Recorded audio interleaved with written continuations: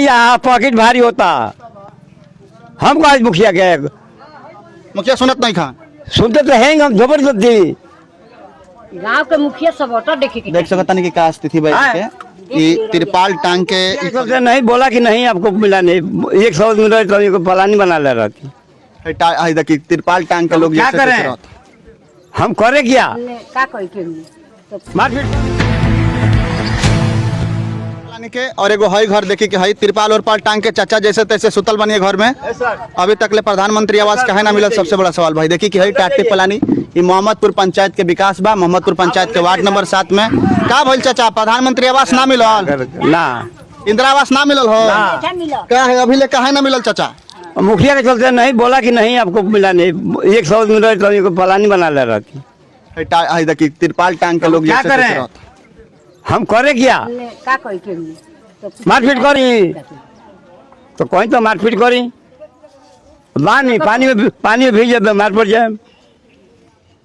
देखिए मारपीट करके तो हम ना कहे लेकिन हम यह कहे कि अपन जनप्रतिनिधि रउआ चुने के हक बा। हाँ रउआ ऐसा जनप्रतिनिधि चुनी के जौन रउआ विकास खातिर तत्पर रहो रउआ विकास कराओ तो क्या वहाँ के खड़ा बनी यहाँ के खड़ा बनी यहाँ की जौन करे उनका सपनों में ना हुई।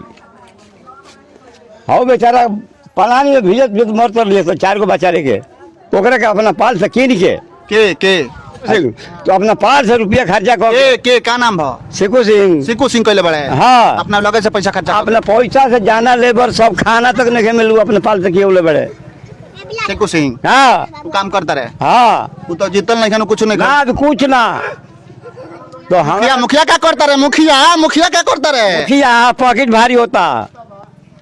हमको आज मुखिया के मुखिया सुनत नहीं खा सुनते तो हैं हम जबरदस्ती। गांव के मुखिया सब वोटर देख सकता नहीं कि का स्थिति बैठ के कि तिरपाल टांग के ई परिवार पता नहीं कि बगल में ई टाटी पलानी के घर बा। टीना चारों तरफ से टाटी चेचरा दुआरी पर बानल बा। देख सकता नहीं कि चेचरा गेट के रूप में दरवाजा के रूप में लगावल गइल बा और बाहर ठीक एकरा बाहर यहाँ के तिरपाल टांग के अपन जीवन बसर करता मतलब कि तबाही के मंजर बा। लगातार हमने के हकीकत दिखावे के प्रयास करता नहीं और हकीकत ऐसा हकीकत जौन की शायद कोनो मीडिया कोनो प्रिंट मीडिया कोनो इलेक्ट्रॉनिक मीडिया कोनो नेशनल मीडिया पर सब खबर चली।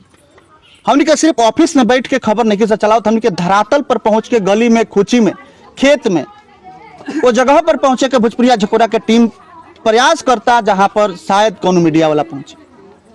ये हकीकत बा पंचायत के और सिर्फ ये पहिलका परिवार नहीं के जौन की टाटी पलानी और तिरपाल टांग के अपन जीवन बसर करता बल्कि ये पंचायत में सैकड़ों परिवार मिल जाये जौन टाटी पलानी और तिरपाल टांग के अपन जीवन यापन करता। भावुक हो जाता नहीं के पत्रकारिता करते करते आदमी भावुक हो जाता।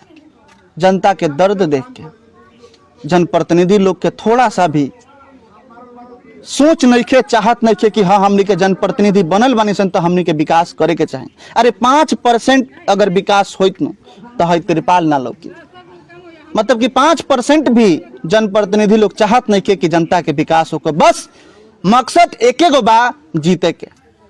जीतला के बाद से का जनता का जनप्रतिनिधि कोनो रिलेशनशिप नहीं करत। बस चुनाव के समय में ही रिलेशनशिप बनता चाहे जैसे बनो पैसा दे के बनो गोल पर गिर के होखो ओकरा बाद से कोनो मतलब नहीं।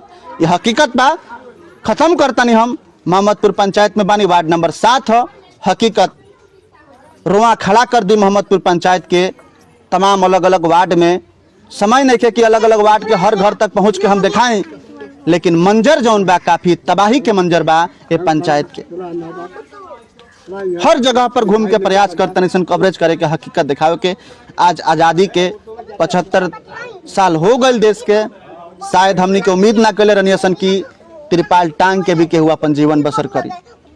टाटी पलानी के घर में भी रहे पर मजबूर बा केहू पानी में रहे पर मजबूर बा कहीं पर पानी के चलते खेती नहीं के हो पावत वहाँ भी परिवार मजबूर बा। लगातार हमने के बोलल बानी सन आज रहनी है सिवान जिला के गोरियाकोटी प्रखंड के मोहम्मदपुर पंचायत से कैमरा के पीछे अंकित।